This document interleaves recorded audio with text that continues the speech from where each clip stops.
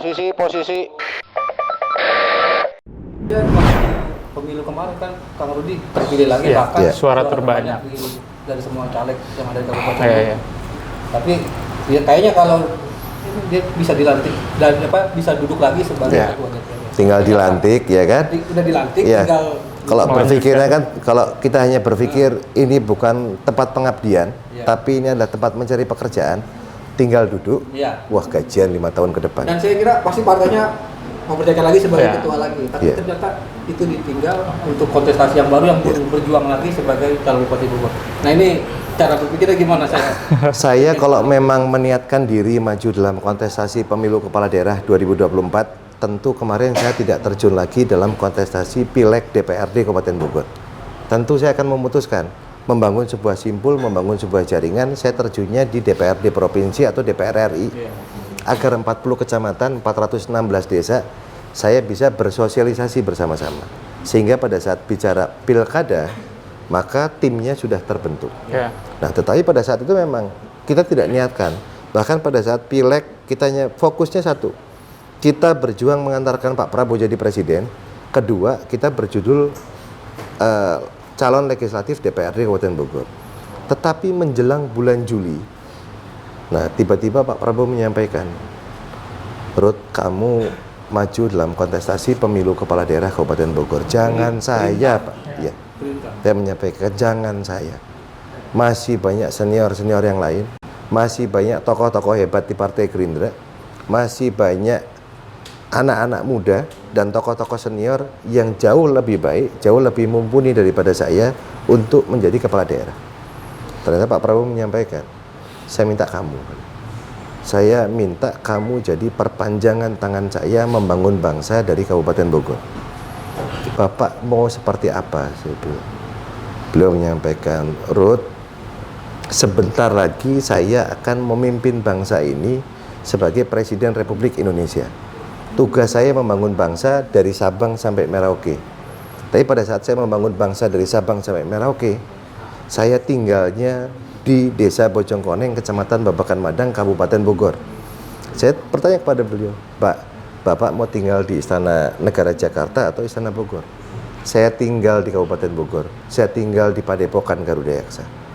Saya sudah terlanjur jatuh cinta dengan Kabupaten Bogor.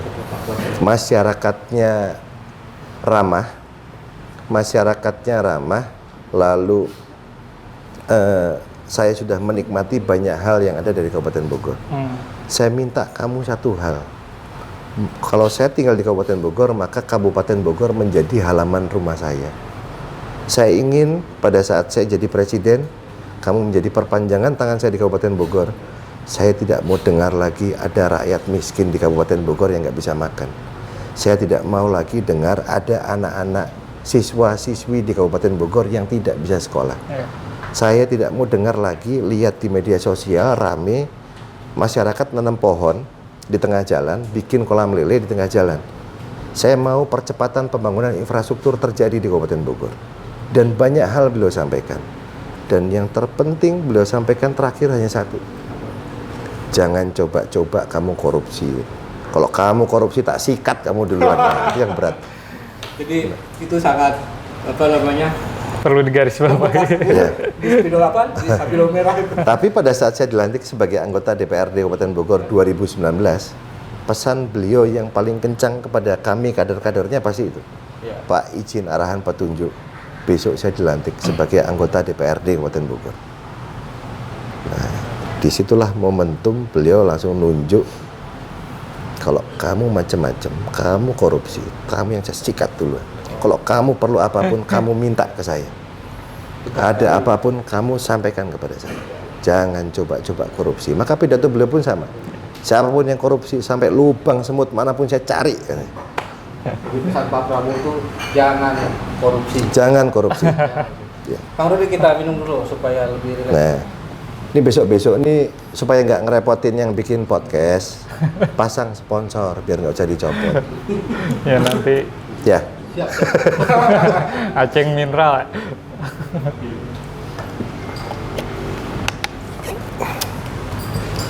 Tapi berarti Pak Prabowo memang menaruh perhatian besar ya kalau memang pesan-pesannya juga disampaikan Karena langsung dan sebanyak itu. Pak Prabowo itu pada saat bertugas awal, beliau bertugas di Kopassus di Jakarta. Beliau juga pernah menjadi komandan Batalion 328 Kostrat Cilodong berbatasan dengan Kabupaten Bogor. Beliau pun pernah punya usaha bersama-sama dengan adik beliau, Bapak Hasim Joyo Hadikusumo di Kabupaten Bogor, Holcim. Kalau dulu namanya semen Kujang atau semen apa ya? Sebelum berubah nama beberapa kali, itu adalah milik keluarganya Pak Prabowo Subianto. Jadi beliau pun menyampaikan ke saya beberapa kali, saya pernah latihan road dulu di Gunung Bunder, latihan di beberapa wilayah di Kabupaten Bogor. Saya tahu potensi Bogor. Bogor ini kalau dikemas, Bogor ini kalau dibangun, pejabat-pejabatnya sayang dan cinta terhadap rakyatnya, menggali potensi betul-betul, maka Bogor akan bisa lebih maju daripada kabupaten kota di Indonesia. Maka pada saat itu Pak Harto pun berpikir membuat sebuah kajian untuk memindahkan ibu kota negara. Dipindahkan kajiannya dari Sabang sampai Merauke. Ternyata ada di Kabupaten Bogor di Kecamatan Jonggol pada saat itu. Sempat ramai Nah, itu. tentu kita melihat memang potensinya sangat luar biasa. Kalau kita bicara objek wisata di Kabupaten Bogor yang sudah tergali potensi maupun belum tergali potensinya, belum terkelola dengan baik. Lalu kita lihat potensi Bogor punya tambang emas, punya tambang panas bumi ada. Lalu industri semen terbesar di dunia adanya di Kabupaten Bogor, Holcim dan Indosemen, mungkin sekarang namanya sudah berubah. Lalu ada raksasa otomotif dunia yang orang kalau ngelihat ini kalau mobilnya Mercy orang kaya. Mercy buatan mana? Buatan Jerman. Padahal di mana? Dirakitnya di Gunung Putri, Kabupaten Bogor. Dan kita punya potensi 60% penduduk Bogor adalah anak-anak muda yang mana masih idealismenya masih cukup baik. Lalu semangat juangnya masih cukup tinggi. Dengan ribuan bahkan sekian banyak potensi yang dimiliki Kabupaten Bogor, maka saya menyebut Bogor istimewa. Jadi Bogor istimewa karena melihat tadi potensi-potensi. Potensinya luar biasa, tidak bisa kita angkat satu persatu, saking banyaknya, maka inilah Bogor istimewa. Kita cuma nggak punya laut ya Ketua. Kita walaupun tidak punya laut, Tuhan baik sama kita. Maka kita diberikan 101 setu yang ada di Kabupaten Bogor. Siap. Pak Kang Rudi, tadi kalau pesan Prabowo tadi sudah begitu tegas ya, jangan korupsi, jangan sampai ada orang Bogor lapa, tidak sekolah dan lain-lain. Tapi kan hal yang menyampaikan jangan korupsi dan lain sebagainya, janganlah menjadi komoditi kita untuk dagang politik. Itu harus kita pegang teguh dalam hati, dalam pikiran kita mengemban amanah dari masyarakat Bogor.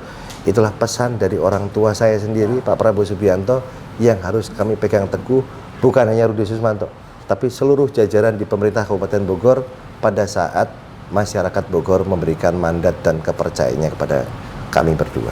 Kita juga melihat nih, Kang Rudi itu sangat bangga banget sama orang tuanya lah gitu. Bapaknya prajurit meskipun katanya tadi pangkatnya cuma ini gitu. Dan juga ada orang tuanya, ibunya yang istri tentara. Ada pesan khusus nggak sih? Dan tadi Pak Prabowo sudah jelaskan pesan sebagai dari orang tua. Politik, karir politik itu pesan orang tua tuh. Saya itu tumbuh kembang paling lama saya tinggal di asrama grup 2 Kopassus. Yang saya lihat, yang saya dengar keras malah. Kehidupan TNI pada saat itu. Ada kejadian apapun di Indonesia pasti alarm di asrama pasti bunyi. Karena kesatuan yang setiap menit, setiap detik dibutuhkan alarm bunyi, mereka harus siap diberangkatkan kemanapun. Tapi dengan saya dididik di lingkungan yang keras, yang disiplin, saya punya 2 orang hebat yang tidak tergantikan oleh siapapun. Yang satu adalah almarhum bapak saya, almarhum Purnawirawan, pembantu Letnan 1 Purnawirawan Dada Hada Hardiana, dan ibu saya, Ibu Teti Rohaiti. Saya tidak akan bisa duduk hari ini di hadapan teman-teman tanpa didikan, tanpa kasih sayang dari beliau. Dan pada saat orang ditanya, kalau ngaji, kalau berdoa, yang paling sakti di mana? Buat saya tinggal satu. Inilah pusaka hidup saya, ibu saya. Siapapun punya niatan buruk, siapapun punya niatan jelek, kalau saya sudah bersimpuh di hadapan ibu saya, minta doa, minta restu, cuci kakinya, selesai semuanya. Nah, dan hal yang agak saya sesalkan, kalau nyesal cuma satu, nyesalan saya ke Allah sebetulnya. Kenapa pada saat susah, saya menganggap hidup saya hari ini sudah lebih baik. Kalau dulu mau kemanapun, saya kalau dulu mudik dari Solo ke Bandung. Bapak saya kebetulan di Kopassus supir truk, lalu terakhir jadi provos. Saya kalau mudik ke Bandung, sekaligus bapak saya ngirim peralatan militer ke Bandung, bawa truk TNI. Saya, ibu saya duduk di bak belakang, 12 jam, 14 jam. Ini demi Allah, demi Tuhan, dan itu saya rasakan. Tapi yang saya sesalkan, saya menyesalkan menyampaikan ke Allah di tiap doa saya, kenapa saat saya hidupnya sudah sedikit lebih baik, diberikan keberkahan rizki, diberikan jabatan oleh Allah, bapak saya tidak bisa merasakan kebahagiaan ini, dan tinggal ibulah satu-satunya pusaka hidup saya. Jadi kalau udah ada orang yang nyentuh ibu, siapapun, jangankan kalaupun tembok juga kita tabrak, perang. Ketua, terakhir tadi banyak pesan yang dititipkan Prabowo, dan ya kita melihat juga Kabupaten Bogor mempunyai banyak keistimewaan.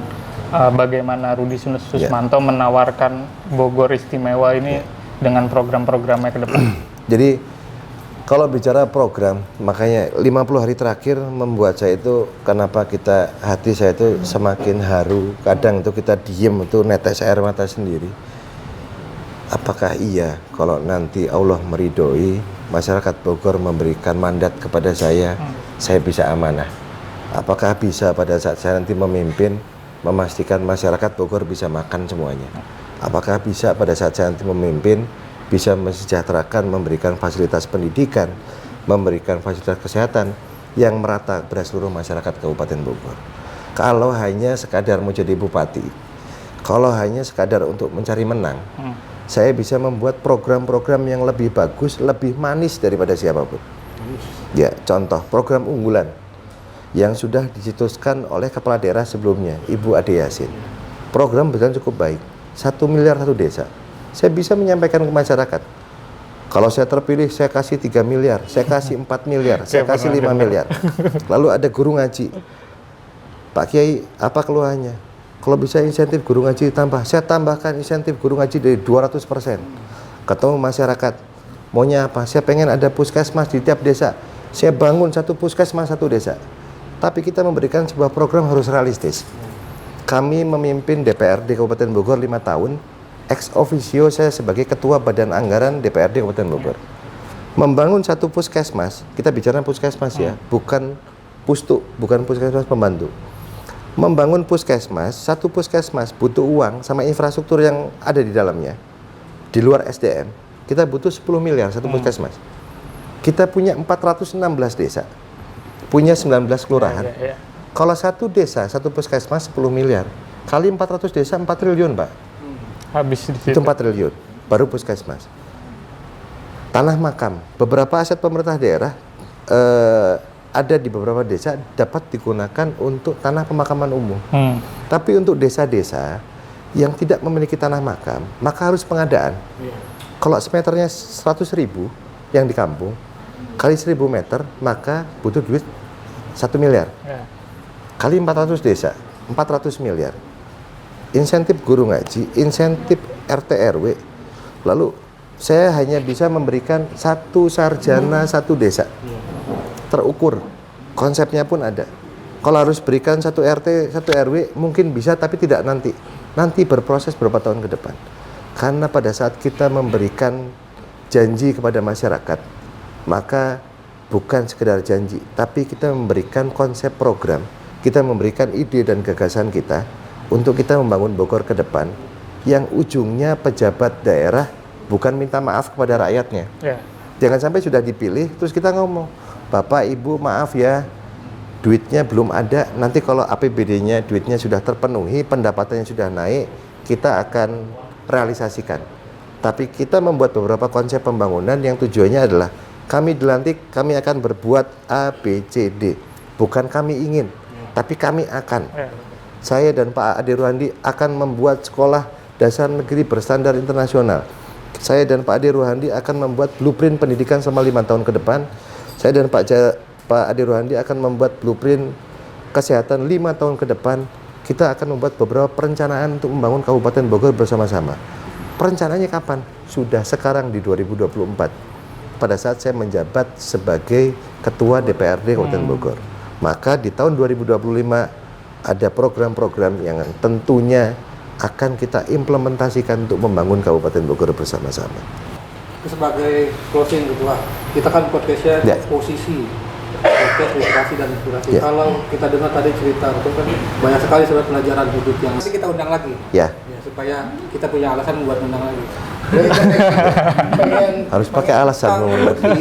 Ya, ini supaya teman-teman warga Kabupaten Bogor, generasi muda Kabupaten Bogor terinspirasi apa sih kira-kira untuk menjadi sosok yang jadi dalam berkarir, dalam berpolitik apa nih? Supaya teman-teman juga punya pandangan yang segar, lurus, yang lurus. Ya. Jadi kalau bicara pembangunan Kabupaten Bogor ke depan, membangun Bogor itu tidak bisa dibangun oleh Bogor sendiri. Kalau kita ingin percepatan pembangunan infrastrukturnya terbangun, masyarakatnya terlayani, maka kita butuh sinergitas. Sinergitasnya hari ini apa? Manfaatkan sebuah momentum besar baik-baik. Hari ini Presiden Republik Indonesia periode 2024-2029 tinggalnya di Kabupaten Bogor. Dan insya Allah kapanpun kami kader-kader Partai Gerindra ketok pintu, Assalamualaikum, masih dibukain pintu sama Pak Presiden. Mudah-mudahan APBN ke depan berpihak terhadap Kabupaten Bogor. Sama halnya Kota Solo. Kota Solo dibangun dengan APBD Kota Solo, tapi banyak disupport oleh anggaran pendapatan belanja negara dari pemerintah pusat untuk membangun Kota Solo. Maka ke depan Kabupaten Bogor mudah-mudahan juga sama-sama banyak disupport oleh pemerintah pusat, karena kita punya banyak PR besar yang harus diselesaikan oleh pemerintah pusat. Salah satunya apa?